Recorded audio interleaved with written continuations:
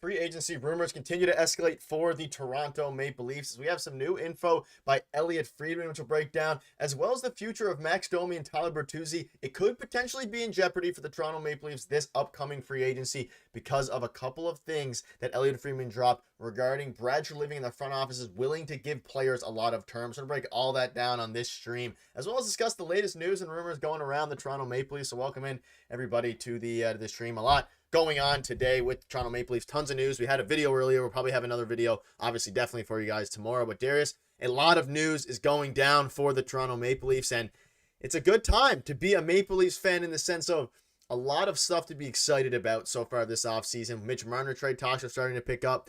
You have some, Tyler Bertuzzi and Max Domi, which is going to be the focus of the stream. We'll also, of course, touch on the Mitch Marner situation. But Darius, what are your thoughts on everything? We're going to get and break down all the reports and rumors. What's up, Mike? Thank you. As people start to flood in here, but a lot to go over today. I'm excited. I mean, there's a lot going around right now, right? Every day we're getting new reports that the Leafs are interested in X player, or, there might be a trade going down with X player. And a lot of it, like, I don't know, we all have our opinions on it, whether it will go through or not, or whatever it be, with whichever player it is. Like we did a video today on Mario Ferraro. I don't know if that actually happens, but it's very exciting every day to get this news and kind of think of the Leafs in a different light, right? Like things are going to change. Like, oh, this player might look like this on the team. Will this player return? It's an exciting time right before the draft, right? So, and obviously free agency is right around the corner and what's going to happen with that. So honestly, I'm just excited for change with the Maple Leafs because I feel like, and we've talked about it on previous streams and previous videos, a lot of these guys have overstayed their welcome. I think like this idea of a core four has overstayed its welcome. So I'm excited for change. I'm excited to see what this next step for the Leafs is because I'm tired of just waiting for playoffs every year. I want like something to look forward to other than that.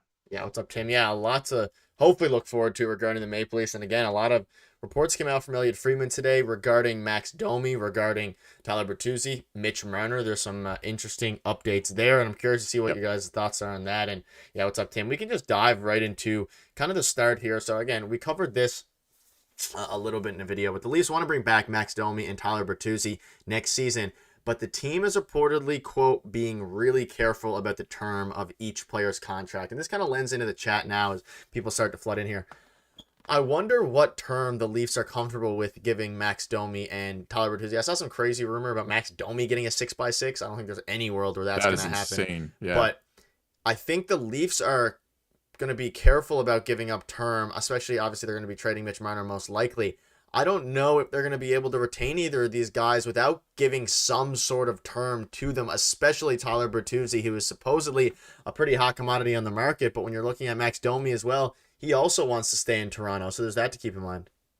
Yeah. And I mean, in terms of Tyler Bertuzzi, if you look at his age, I think the contract he signs here this summer, I think he wants it to bring him to retirement, to be honest, right? He's going to be like 35, 36. Like he probably wants 5-6 years, right, from the Leafs. And I think that's a bit, the amount of money he wants is probably in the range of what he got last year, probably a little bit more of a raise, which is okay as time goes on because the salary cap's going to go up. But if you're the Leafs, like committing that money to Tyler Bertuzzi over 6 years, that's a little much, right? Because at the end of that contract, he's going to be 36. He's not going to be the same player. So I think the contract he signs here is going to walk him almost to retirement in a way, right? Like he's going to be older. And if he does sign another contract at that point, it's probably going to be 1-2 years, something like that. He's going to be at the end of his career. So I'm not too convinced about that. He's going to have to take a pay cut and a cut on years, right? And I don't know how he's going to feel about that as a player because, you got to watch out for yourself too and your family and all that stuff, right? So it's interesting. But I laugh at this time of year too, because all these reports are coming out and it's fun to look at, and people are like, oh, it's just rumors until July 1st, as if Bradshaw Living just opens his eyes at 12 a.m. on July 1st, and he's like, I'm going to sign all these guys now, right?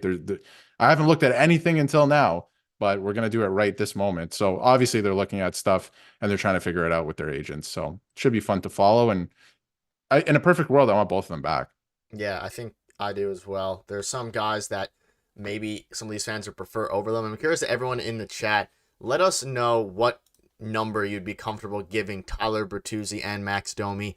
We can probably mainly focus on Bertuzzi. I think Domi's going to get between 3.5 and 4 million over however many years. Yeah. Like I feel like that's about the number, but the Tyler Bertuzzi number could skyrocket even more. And if they end up overpaying one or both of them, could age poorly if whatever they do with their core four doesn't work out, and then They're trying to shift into younger. Like, they have to really be careful this offseason regarding what contracts they give out. But that being said, they need to win some playoff games and win some playoff series. They're not going to do that by keeping the same guys over and over. So I don't mind bringing back Max Domi, who played very well, bringing back Tyler Bertuzzi. He also played decent. He had a decent year. And again, if we look back at just the playoffs and what the issues were, I don't think either of those guys were necessarily a part of the problem. I think they were more so a part of the solution than a part of the problem. Yeah. They didn't neither of them had great playoff runs, but I'm curious to see what the chat thinks regarding numbers for Tyler Bertuzzi. I think we've done it before, but 6, we've served some rumblings over 6. Like, I don't know if the Leafs do that, and that's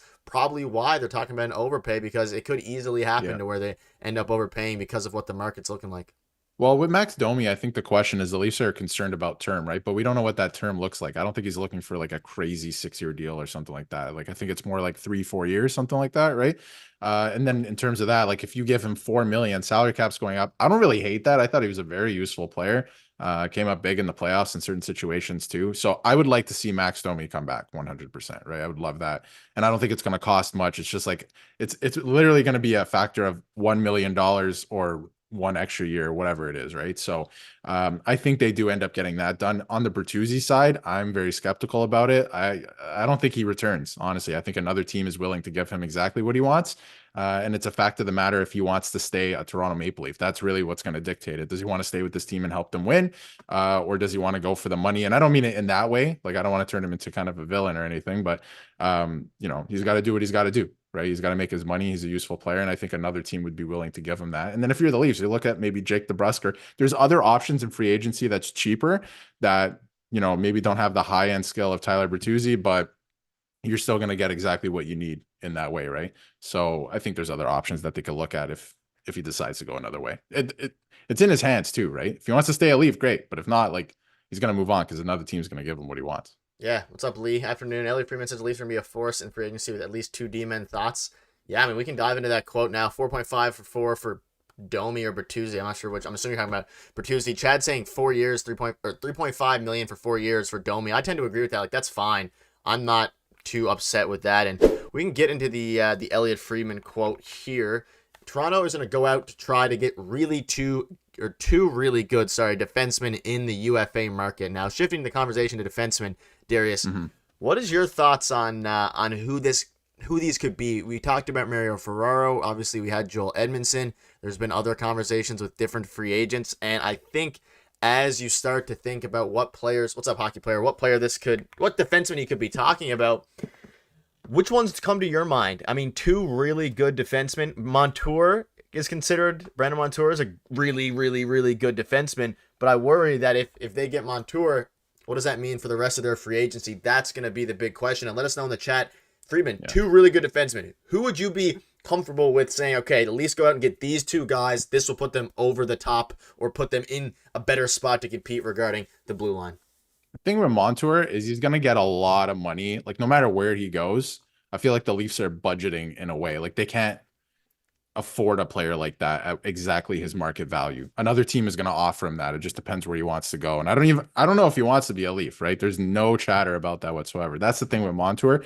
The guy on the top of my mind is, or 2 guys, I should say, for sure, Brett Pesce. Like, you should absolutely go after this player. Great defensive defenseman, right shot defenseman. He's exactly what you need. Like, number 1 priority, what do we need? This is the exact player, fits the bill.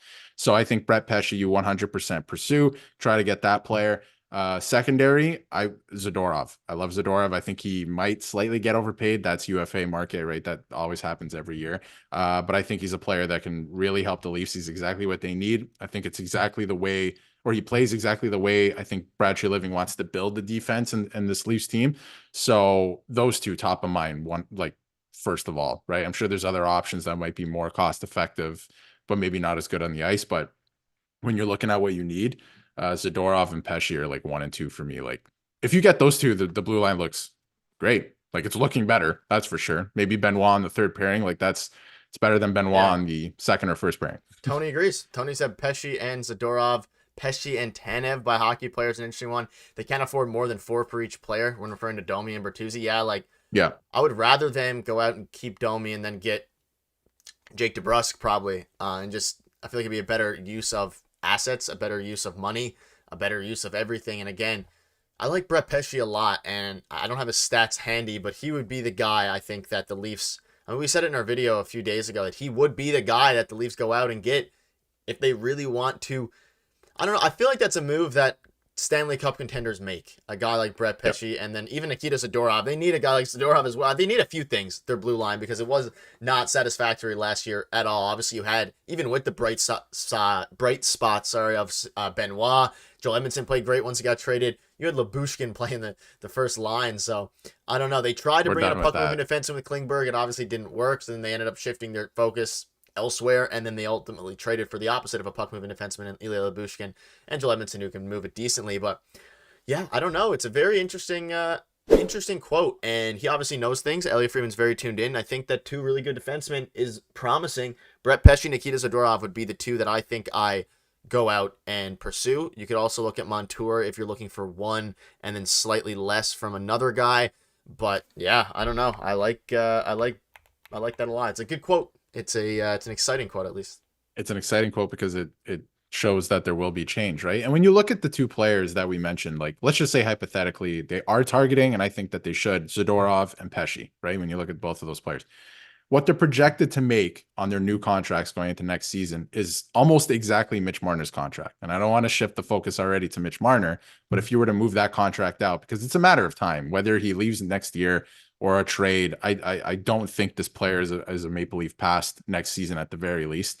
But let's get Pesce's stats up here. Let's get his stats up here. Nice. There you go. Although stats don't tell the whole story with him, maybe more advanced stats, but he can chip in here and there, but he's more a defensive defenseman, right? So if you were to get a guy like this, and maybe Zadorov could really help your blue line, and spread the money out a little more evenly, I think now we're talking. Now you got a bit of a team going. You still got to figure out the goaltending, exactly what you're going to do with that. But now we're talking, you're spreading things out a little bit. And I think the team would be a lot better for it. Yes, you're taking away 100 points. You'll find some of those points elsewhere, right? Yeah. And you're not getting Pesce for points either, like whatsoever. No, he does all the other keeping things. a puck out. But he put up 13 points last year before 30. Carolina Hurricanes. He's 29 years old, still super young. Not super young, but he's in his prime. He's on the right side of 30. Yeah, exactly. Yeah. He's in his prime still, and you're not getting Nikita Zadorov for offense either. And you have your offensive defenseman in Morgan Riley. If you're worried about a defenseman putting out points, you have Morgan Riley. That's your first pairing. That's a bona fide first pairing right there. That's what's been missing since Sundin was on the team. And I'll ask the chat now, and you as well, Darius. Leave in the comments what contract or what, I guess, price you'd be willing, a year in term, you'd be willing to give Brett Pesce. I want to hear it. I think on the open market, he's probably getting, I don't know, I'm throwing it out there. There's been projections, right? He's probably getting like 5 years, 6 years, something like that. It's going to walk him to, 36 years old, something like that. And it's going to be costly, like 6 million, 7 million. I'm not exactly sure what he makes right now, actually, but it's going to be higher end, right? But if you mix in Zadorov, who's rumored to make, between 4 and 5 next year or on his next contract, again, like I said, it kind of equals out to 12 million, but then you fix your blue line, right? Because the rest, you have Benoit in the third pairing. It's not bad. I thought he was pretty good last year. So I don't know. I think that would be interesting. Yeah. 5 times 6, something like that. I think that's reasonable. And I guess I kind of want to ask this as well. Yes or no, do we want Brett Pesce? Like, would you be happy if the Leafs signed Brett Pesce? Would that be successful signing? I think it has to be yes. Yeah. Let me ask this. Let's say hypothetically the Leafs signed Brett Pesce and Nikita Zadorov. Yes or no, is that enough for the blue line? Keeping everything else intact, is that enough? Yes or no? Darius, what do you think? I think yeah. I think it would be enough. Yeah. I think you're getting two really good defensemen. You have Morgan Riley, you have Benoit, you can fill it out. You have Timothy Liljegren still, in theory, assuming they retain the asset. I think my answer would be yes. I'm curious to see what the chat says. I think that would be enough to get Leafs fans satisfied. Brett Pesce, Nikita Zadorov, that's two big-name, good defensemen. I don't know if they can afford all that. I guess it depends what they do with the trade with Mitch Marner, but I think the answer would be, I think that would be good for me. Brett Pesce, Nikita Zadorov, I think it would be enough in the blue line. I don't mean enough to win a cup. I mean strictly in the defensive side of things. I think those two guys are good enough, but I wouldn't mind seeing them go out and do maybe, it's not going to happen, but Brandon Montour and then someone else. I'm a big Montour fan, but the issue is costs so much. The thing is, a lot of people look at the Leafs roster, I find like it's NHL 24, where you need to have everybody like over 80 overall or whatever it is in every single position. But it doesn't really work like that all the time. Like, look at the Oilers. On paper, this team should not really be in the final, but they made it there, right? And playoffs have a little bit to do with luck, but you also have to have players in positions to succeed. If they sign Zadorov and Pesci, I do think that you still have Stanley Cup aspirations. And I know that's crazy to say because of the last couple of years, but if you shift the team around, if you put, if Marner goes out the door and you get some really valuable assets for him, or even sign those two guys, you fix your goaltending. Maybe you get a goaltender for Mitch Marner, right? There's a lot you can do there if Mitch Marner's money is available, right? To use this year in either free agency or acquiring other players. So I think it's close to enough, but what does the rest of the team look like, right? But it's close because Brett Pesci, man, he is a really good defensive defenseman. It's exactly what the Leafs need. Like, to pair him with Morgan Riley, it would be fantastic. And then Zadorov just adds everything you need in the playoffs. Like, he just bullies guys. That's what you need in the playoffs, right? At least have enough nice guys who score goals, right? Although they need some depth scoring, right? Maybe Jake DeBrusk, somebody like that. We keep mentioning him, but yeah, that's my thoughts on that. I think it would be close. Montour, yeah, that duo there is pretty good too. It would also cost a lot of money. Sean Walker, it's another good option. Sean Walker is someone we've discussed. There's a lot of guys that, like, there's a lot of defensemen out there, really, when you think about it. Chris Tanev, obviously. Edmondson, you could bring him back. Edmondson is interesting because he won't make a lot. Like, you can definitely bring him back. It just depends because he wants to test free agency. I wonder if another team, gives him more. A guy I want, not going to happen though, unfortunately, most likely, is Dylan DeMello. He would be perfect for the team as well, but he's going to probably return to Winnipeg. Neil Pionk is another guy. Again, he's not a defenseman at all. He's more of the John Klingberg mold, though he's actually still good. But playing. What? He's still playing. Well, he's playing. Yeah, and I think that, I don't know if Pionk, but like DeMello would have been a perfect fit. Like DeMello and Pesci, or DeMello and Zadorov. But again, I don't think he wants to leave Winnipeg. But he had a really, really good past couple years. He's not going to light it up in the stat sheet, but like when you're looking at his actual impact while watching the games, DeMello would have been a perfect fit. Invictus saying Morgan Riley sucks. Didn't even move on from him. Can't pass. Can't shoot. Isn't a threat. That's a bit harsh. I think that's a lot of recency bias. I cannot believe the Morgan Riley slander this year. He was literally God. You know the Mitch Marner quote about being a god or whatever? He was literally the god last playoffs. It's insane. Like, Morgan Riley is a great player. They need to surround him. It's the Dion Phaneuf effect too. Dion Phaneuf was not a garbage player. He was a serviceable NHL defenseman, a pretty good one. He had nobody around him. They need to get somebody to play with Morgan Riley, right? Not Lyubushkin. Lyubushkin is like allergic to moving the puck. You need somebody else, Shane? right? Pionk could be fantastic. I tend to agree. Yeah, what's up, Shane? I hope you're doing well. Morgan Riley. Well, I said something here. Zadorov, Pesci, and a league minimum 1-year deal. Power play specialist, Klingberg, puck mover. Yeah, I mean, like, I don't mind that. That works for me. Trade Riley before Mitch. It's just not going to happen. It also doesn't really make sense either. No, besides freeing up money, but then you're moving a pretty good defenseman on a value contract. Morgan Riley is better than Darnell Nurse. Can we agree with that? I think he is. Darnell Nurse makes $2 million more. So it's a good contract. It really is. I feel like he was the only one who took less to stay in Toronto, Morgan Riley. But he just needs somebody with him. He's not able to take the chances he normally does. If Morgan's is capable of being the best defenseman on a cup contender, like maybe. But I think that he's definitely can be right there to be a top line defenseman on a cup contender. And I'm not even a huge Morgan Riley guy, but he gave up a bit of the goal at the end. But there are some teams that win the Stanley Cup and don't have a number one, right? They just have a really solid unit, or even go far in the playoffs. Of course, we're talking about Enzo. Don't spam and warn you in advance. You've been warned, but. There's a lot of teams that make it far that don't have a number one. They just have a really good unit, right? So I think you should build something more like that if you can, because they're in the position they're in right now. They're gonna have to. I don't think what number one are you gonna go get at this point? It's not there. So, and I guess shifting it a little, and he did it in the J stream yesterday too. Enzo's a Priest member. What are our thoughts on? Would we be fine with a Marner for? We did a video on it, but I kind of want to get for Jacob Markstrom trade package centered around that. I'm kind of curious in the chat because we got some comments on our video. A lot of people weren't happy with it. Some people were, debating it. Would a Marner for Markstrom plus, obviously it would cost more, probably a first round pick, maybe 2. I don't know, depending on what the Flames, I don't know if the Flames are wanting to give up picks, but it would give them a very good player. What do we think about it? I feel like we started to move away from the Marner for goalie trade talks, but now if we're Yeah, looking to get two good defensemen in free agency, doesn't that make those more likely now? maybe. I just don't know with to circle back to the Markstrom thing. And like you said, the Mitch Marner for a goaltender thing has kind of gone away because the only two options we have are Markstrom and Saros. That really makes sense. And neither of those are really wowing me. Saros maybe, but the only thing with Saros is he's a free agent after next year. So what if he leaves? Right? That's a little scary. So um and again, you have goaltenders coming up. I think you need more of a stopgap option like a Jake Allen type that the Montreal Canadiens used. So pretty interesting.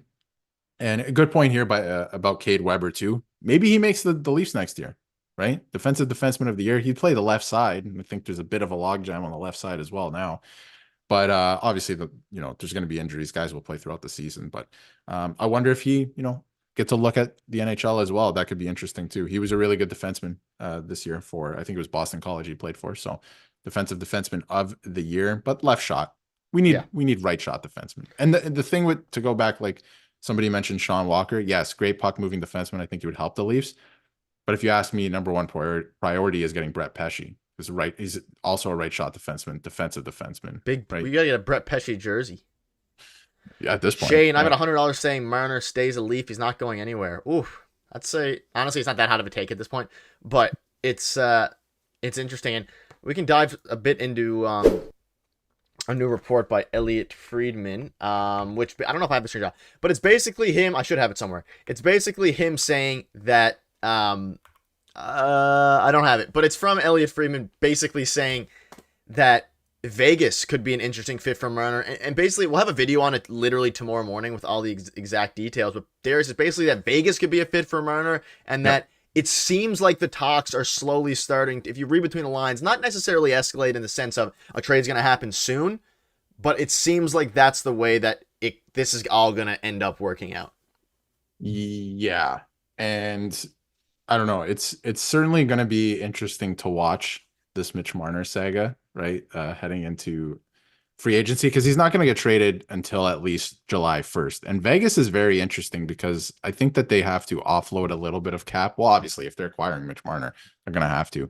They have to offload a little bit of cap, but they're notorious for going after the big players, right? The guys who score the most points can help them get to the playoffs.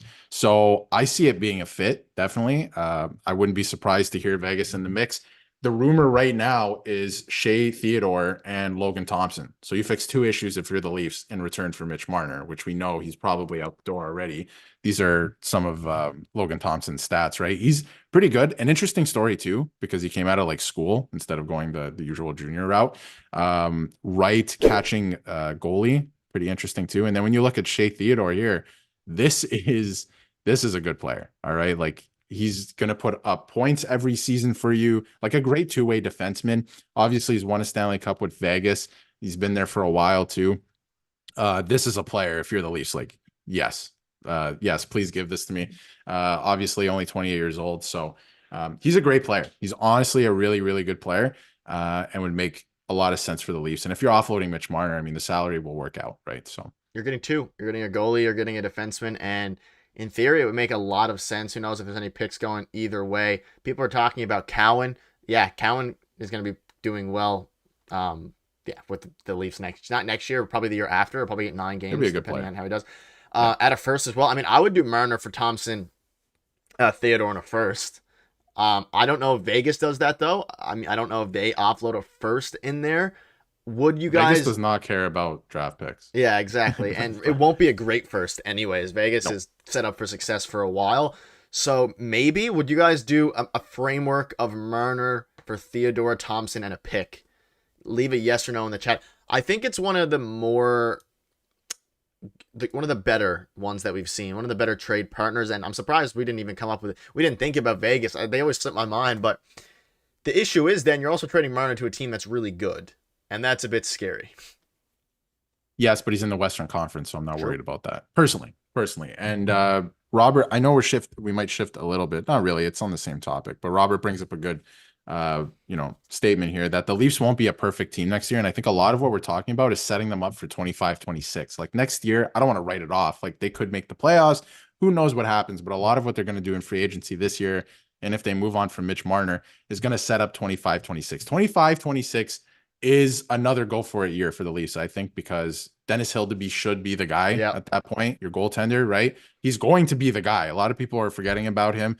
And I mean, for good reason, because he's kind of buried in the Marlies and you're not going to hear his name for at least another year, really. You never know what happens this year, but he should be the guy at that point. Tavares' contract is up. He's going to re-sign for less, right? The salary cap's going to go up again. So your team's starting to look a little bit better, right? I think if you move on from the core four, they have to, because at this point, you got to build your team better. So imagine if you added Shea Theodore, right? Hit the like button if you're in here. Shout out to the 130 plus. Get the 40 likes. If you're watching, go click the button. Everyone likes seeing numbers go up. So we have 19 right now. If you click the button, it'll go up more. Everyone loves seeing numbers go up. Let's try to get to 40 or 50 likes. We go live every Wednesday. So make sure to tune in. Usually a bit later than this, but I have basketball very soon. So that's why we're doing it a bit earlier. Marner would love Vegas. He can party his arse off. Yeah, I mean, he can. I think that would be a team Marner probably waives his no move clause to as well, which is something that's getting lost in this. It's a team that's already winning, and it's Las Vegas. It's Vegas. Yeah. So it's like, it almost seems like a perfect fit. Here's the thing, like, no disrespect to a couple of the cities I'm about to bring up, but like Calgary, for example, they're not a good team, and it's also Calgary. No disrespect, okay? So I don't see Mitch Marner waiving his no movement clause for that city, right? But the reason why, I believe the Nashville stuff 100% is Nashville, right? I could see Mitch Marner wanting to live in Nashville. Nashville is a great city. They're putting together a pretty competitive team. They're not even rebuilding, they're retooling. They made the playoffs this year, right? So Vegas is another one of those cities where I'm like, I could absolutely see him waiving his no movement clause for a city like that. And they're a good team. Stanley Cup aspirations every single year. So I could definitely see it. Yeah. I don't know. Vegas makes so much sense to me. Both like Logan Thompson, you put up a 2.35 goals against last year. Granted, he played 4 games.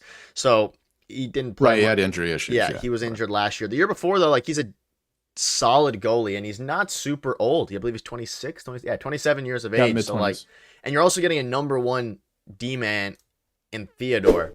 So then you'd have Theodore, you'd have Logan Thompson. In theory, you'd have your 1A goalie. I'm sure Joseph Wall and Logan Thompson would split time. I don't know. Again, we're going to be covering this in tomorrow's video in full, along with the full report, but it makes all the sense in the world to me, and I think that most Leafs fans would probably be happy with that deal. I might be assuming at this point, but Shane might hate Morgan Riley. Yeah, Shane hates him. No, but I think the comment there is interesting, that Theodore is a real number 1 defenseman, and who cares about Riley? Get right shot defenseman instead. Here's the thing about Brad Treliving. Last year when he was hired, I didn't think he had enough runway to make the changes he wanted to, and he kind of, trimmed around the edges where he could throughout the season, right, to see where they were in the playoffs. But I think he knows deep down this team is not good enough. But anyway, I think everything that isn't, or everyone that isn't Matthews and Nylander is on the table now. I think Brad Treliving would have no problem trading Riley or anybody else to reimagine the entire team. Because why? Imagine if you go out and you trade, I know I'm big braining it here, but imagine if you traded Mitch Marner for Shea Theodore and plus, right? Maybe you fix your goaltending issue in a way, right? You get that number 1 defenseman. Maybe you move on from Morgan Riley. You get another right shot defenseman. You sign Brett Pesce. Now the team is looking really good, right? And you get some depth going. You have a lot of money. Would bring that up in tomorrow's video. That's a big brain play. So that was, you never know. Everything's on the table, right? It's a good call, Jay. It's a good call. I think at this point. Do you think there's any way the Leafs would land Ullmark in a 3-team deal? Yeah, I mean, there's a way. I just don't know if the Bruins are willing to do that. That's what it seems like. That's what Freeman was saying. He doesn't seem too realistic that Ullmark would be traded. No. I think Marner to Boston. I like 3-team. I guess 3-team. The only way I could see it happening if it was a 3-team deal. But if the Leafs and Bruins obviously know that, Marner's going to go to the Bruins and Ullmark would go to the Leafs, I don't think they're going to do that, because they could play each other in the playoffs next year. It's a real possibility again. So I don't think Boston wants, a potential starting goaltender to go to the Leafs, right? Willingly. Like, obviously, if they trade him somewhere else and that team trades him to the Leafs, like, they can't control that. But I don't see the Bruins doing that.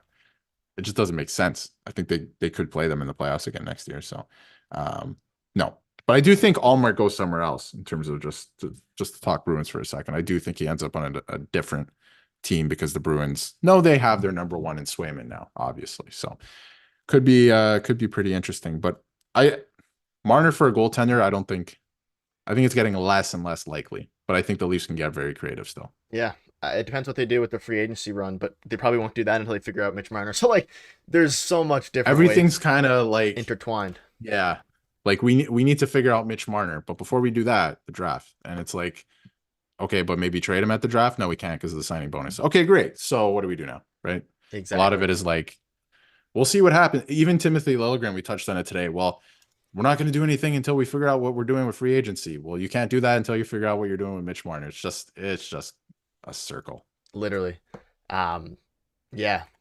1 second. Yeah. I don't know. I think Mitch Marner, I think he's going to get traded, and I have zero idea if it's for a defenseman or if it's for a goalie. I think whatever happens one way is going to happen the other. If he trades him for a goalie, they probably don't go and get Laurent Brossoit. If they trade him for a defenseman, they probably don't get Brandon Montour.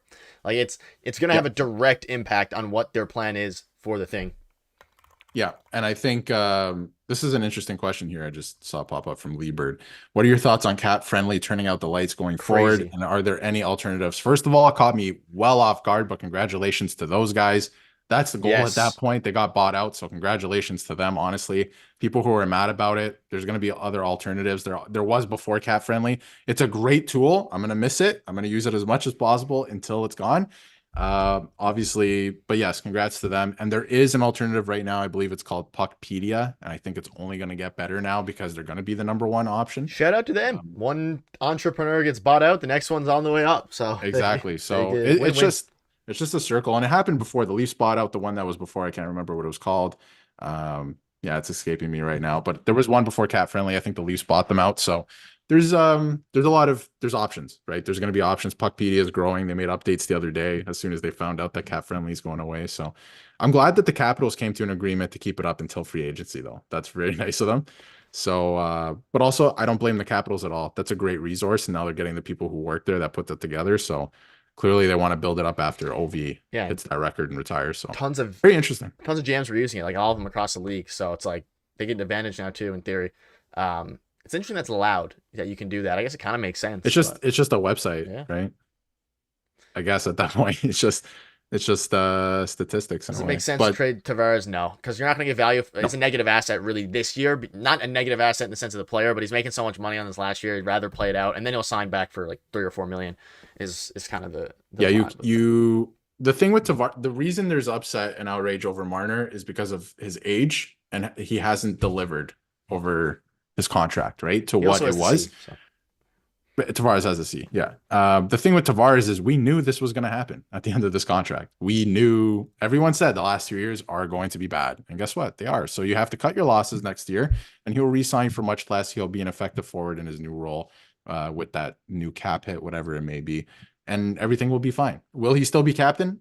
I don't know about that. That's a debate for another day, but I don't see them, trading him. Whoa, Robert. Wow. Oh my. Wow. Okay. Super chat. Thank you so much, Robert Bet, for this one. Also, everyone in here, hit the like button. You love seeing numbers go up. We're almost at 50. Let's get to 50 before we wrap up for Robert here. Thank you so much, Robert. He says, can you explain to me why Easton Cowan plays for either the Leafs or back in the O? Can't play in the AHL because the age Leafs are higher up than the Marlies. Doesn't make sense to me. Good job, guys. Love your channel. First of all, Robert, thank you so much for the donation. It means a lot. And yeah, it's I'll let you answer that, Darius. Because Darius loves talking about this, but hit the like button while Darius explains.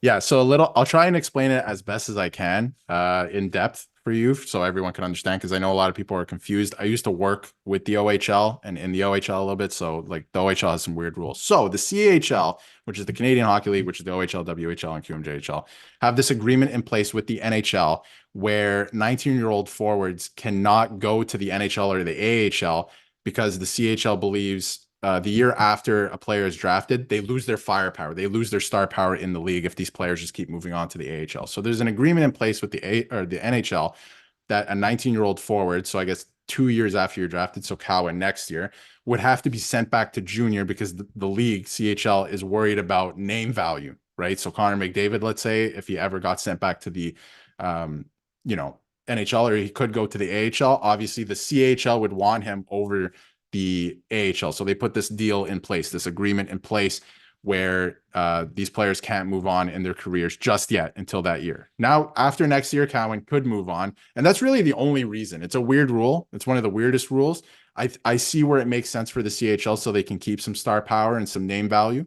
but that's basically what it is. So if you're a 19-year-old forward, you're coming back, I guess, for your second year after being drafted, you have to come back to junior hockey and not the AHL, so the CHL can keep names like Easton Cowan, because you want to go see Easton Cowan next year. Imagine if you lived near London and you're like, hey, he's going back to the OHL. I'm going to go watch him. He's a Leafs prospect and he's developing well, right? So that's what the CHL wants. So it's a weird rule. Darius loves talking about that. He loves it. Hope I explained that well. That's exactly what it is. And that's why he will not play in the NHL next year. Although, that's not true either. He will play. There's a 9-game rule where you can play up to 9 games. Like Fraser Minton last year. Like Fraser Minton last year, and get sent back to the NHL, or sorry, the OHL. But if you stay up, then it burns a year off your ELC, your entry level contract, and you basically start your career. So, but he cannot play in the AHL until next, like 25, 26. Yep. Robert, but he'll probably be NHL ready at that point. Anyway. Thank you for the donation. Shout out to everyone. Thank you. Here. Yes. 150 plus. Unfortunately, I have to go soon because I have basketball in like literally 30 minutes, but we'll stay for a few more minutes and then we can wrap up. Go ahead. Just to chime in here, it's someone said to me, it's weird that you can't make the young ones play in Europe, like to kind of bypass that rule. You can do that. So I just don't think they do that with Easton Cowan, but you can do that. That is a thing I'm pretty sure you can do. So again, weird rule, OHL, CHL. Some weird rules, but thank you for the donation and the question, because I know a lot of people are confused as to why he won't make his pro like debut or jump next year and why he has to be sent back or play in the NHL. Yeah. It's a weird rule. It puts guys in situations like this in a bad spot. But anyway, thank you so much, Robert, again for that. And shout out to everyone in here. Any final questions before we wrap up? Usually we go a bit longer, but again, busy day for both of us. I have basketball. Darius, I'm sure, has a bunch of stuff on the go. We'll usually be going live around 5:30 and then staying live for we usually aim for 45 minutes to an hour. We're almost at 45 minutes, but I do have to go get ready for basketball and that. So any final questions before we wrap up? Robert, thank you for the big bomb at the end. Again, we'll be live again 1 week from the day, maybe sooner if any crazy news drops, but every single Wednesday we're going to be going live around this time, so you can make sure you tune in. Shane, what's one realistic move you'd both make if you were the Leafs GM for getting the cap? Save that one for next week because we'll think on that one. Darius, we can bring something to the table. Yeah, no, we can bring something to the table next week. But I don't know about the forgetting the cap thing, because we can make this really weird. We can rebuild the team, but we'll bring something next week. Brandon Montour would be mine. If there was no cap limit or anything like that, give me Brandon Montour. Yeah, definitely someone on defense. Like I would get every defenseman available. There you go. No, but we'll bring a proposition to next week's live stream. Yes, that's a good question. We'll remember that. I'll write that down. I think Ryan needs to be traded too. Yeah. So yeah, that'll Jacob Markstrom and Laurent Brossoit. That's a good one. That's the last question we'll answer. What do you got to that? Brossoit. I was gonna say I think Brossoit as well at this point. But yeah, that'll wrap it up. Shout out to every single one of you in here. Again, we're usually live longer. Apologies for that, but it was a great one. It was a great stream. Lots of interaction. Robert, thank you again. I'll play it one more time for you. We'll be back next week answering more questions. And we had a video earlier today. If you want to go check that out, we'll have a video for you tomorrow and every other day after that. We haven't missed a daily upload now in months. So make sure you tune in for tomorrow's video. Go check out earlier video if you're interested in that. And hopefully we see each and every one of you back here 1 week from the day for the stream. And if not, then tomorrow's video. Make sure you tune into that one. It's going to be a really good one on this topic again. All right, take it easy, everybody, and we'll see you, Shane. See you, Devin. Thanks,